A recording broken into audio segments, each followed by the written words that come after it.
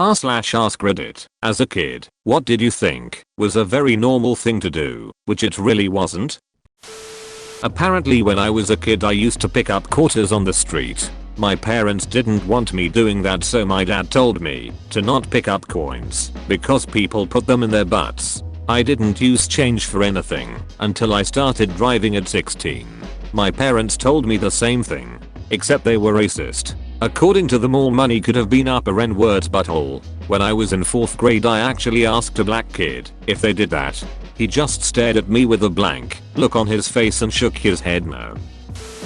Have speed up spells where it feels like I just got off a treadmill and my internal monologue is yelling. Turns out I have epilepsy and was having seizures. Didn't realize back when I was like 7, but presented with tonic-clonics, grand mal, at 15. Or listen to the air vent and hear music in white noise. This was likely auditory hallucinations, also due to epilepsy. Stupid brain. My parents sleeping in separate rooms. My mom snores like crazy, and I understood why my dad would hate that. Turns out, dad was gay.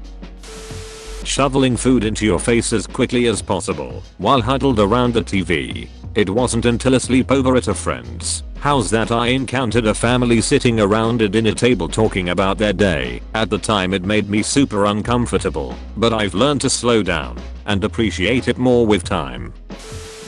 Building homes for snails and slugs when it rained. My older brother and I would love to go outside when it rained and collect slugs and snails to put in these little pebble shelters we'd make for them in the backyard.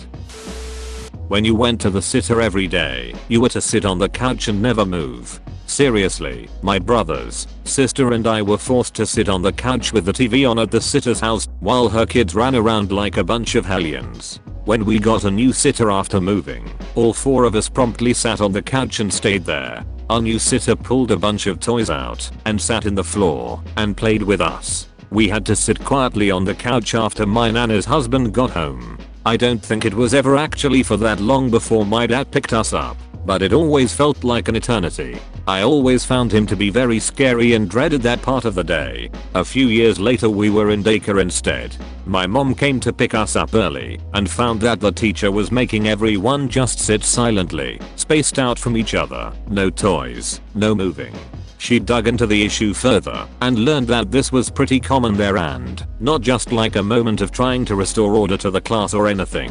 We changed daycare shortly after. The next daycare had practically no rules. We just ran wild while the teacher smoked and watched us. We ducking loved it.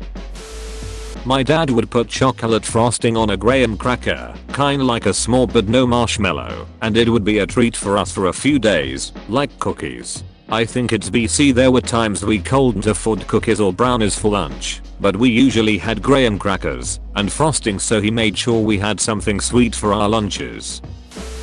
I remember in year 8 in school we watched a video about mental health. One of the kids said that at a low point he considered suicide. I didn't think that was a big deal because I thought about killing myself almost every day. I thought it was normal and everybody did it. Sitting together at the table for meals, especially dinner. We frequently got McDonald's, had TV dinners, or had ramen/mac and cheese. I didn't know until I was an older teen that families actually sat down to talk to each other every day, because I thought that only happened in shows and movies. Sitting down at the table makes me uncomfortable, even to this day. Like, I don't even know how to prep the table. Having camping nights. Mom would light candles and make dinner with camping gear. She and I would play games until my bedtime, huddled up in the living room. It was because she was crazy poor when she divorced my dad, and a few times she couldn't pay the electricity on time. I thought it was fun.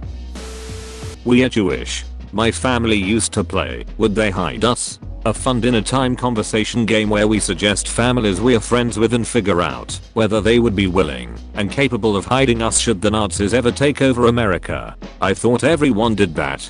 I'm Jewish, and this is simultaneously hilarious to me and super depressing. Having a path through the house, surrounded by boxes and junk stacked to the ceiling. I grew up in a hoarder house. Occasionally us kids would run too fast through the path, knocking into the sides, and the boxes and stuff would collapse on top of us. This one hits close. the paths through the house. The weird thing was that my mom was a clean freak about floors/dishes/laundry and whatnot. House always smelled nice, but the things would all be moved to clean and then stacked up the walls again. Like, dude, you don't need 8 sets of nice dishes kept in boxes if you're never going to use them. I thought everyone got beat by their father, so I disliked men who had kids because they probably beat their children too. When I was kid, I genuinely believed all moms were nice and all dads were mean, like a good cop/bad cop kinda thing. It seemed like such a natural conclusion. My dad has always been emotionally abusive. All the kids on my street had really strict asshole dads, and my best friend had a physically abusive dad. Of course, I eventually realized this was not the case when I started noticing positive portrayals of dads in the media, but I didn't meet anyone who liked their dad in real life until my sophomore year of high school. Dying.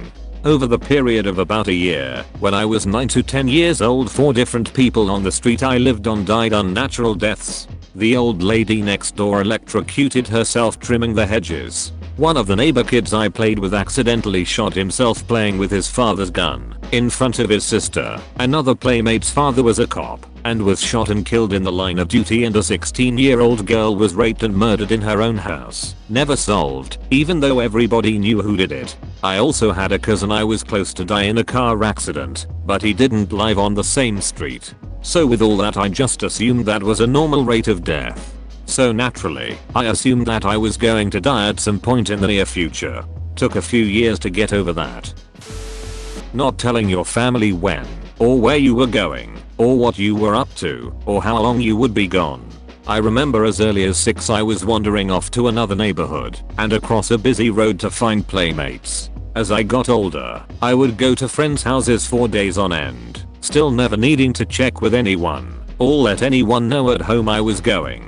It didn't really click until I got my first roommate after college who bugged out and was about to call the cops because I went to my boyfriend's house, turned my phone off, and took a long nap in the middle of the day as he worked nights. We had an argument where I kept saying, "I'm an adult, you don't need to keep track of me," and it took a while for me to understand that even adults check in with each other for safety and they don't normally just disappear for a few days. Being forced to eat way more than what I could until my stomach would hurt for hours. Not traumatizing like other stuff in this post, just something I don't miss. On a lighter note, walking in stealth mode throughout the whole house all the time because I wanted to be like Pocahontas when she spies on John Smith. When I was in kindergarten, I brought a large container of cheesy broccoli for show and tell. It was my favorite thing that my mom made to eat, and I wanted to share it with everyone. I was really excited too, and helped her prepare it the morning before school and thought everyone would think it was cool I brought something everyone could eat instead of something like a toy like most people. The rest of the class was not as excited as me, and no one, except the teacher and I think maybe my friend Nick, ate any of it. I guess it was weird to actually like vegetables, and I was a bit disappointed that nobody really tried it, but at the same time, was also happy because it meant more for me. Smoking at the age of 9/10. I mean, I had no idea until I was probably in my late teens that it just wasn't normal for a kid to steal smokes from their parents/older siblings and start smoking at the age of 9 or 10. Some of the kids in my neighborhood, including myself, because I was dumb, even took to buying bubble tape, which at the time came in a round canister, and shoving it in their back pocket to make it look like they had a can of Compilation, because a lot of my friends' dads dipped as well as smoked.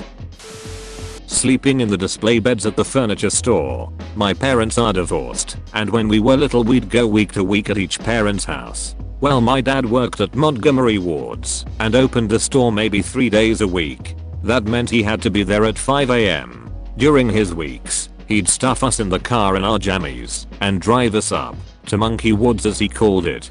Then we'd all get snug in our own display beds and sleep for another hour and a half. Once some other employees showed up and it got closer to school hours, he'd get us dressed in the dressing rooms and drive us to school. He really did love us and tried hard for us. A whole lot of things. Being beat for very minor mistakes. Didn't help that my friends had their own stories of being beat, although it was for more typical of our parents' culture reasons. Sitting at the table together but not talking amongst each other. We were actually punished, usually smacked or yelled at, if we dared to talk while we ate. We also weren't allowed to have the TV on, so we had to eat in silence. Being a slave to my brother, which included being used as a human stool if he needed to reach something. He's older and was heavier than me, and yes, he did literally use the word slave. Thank you for watching.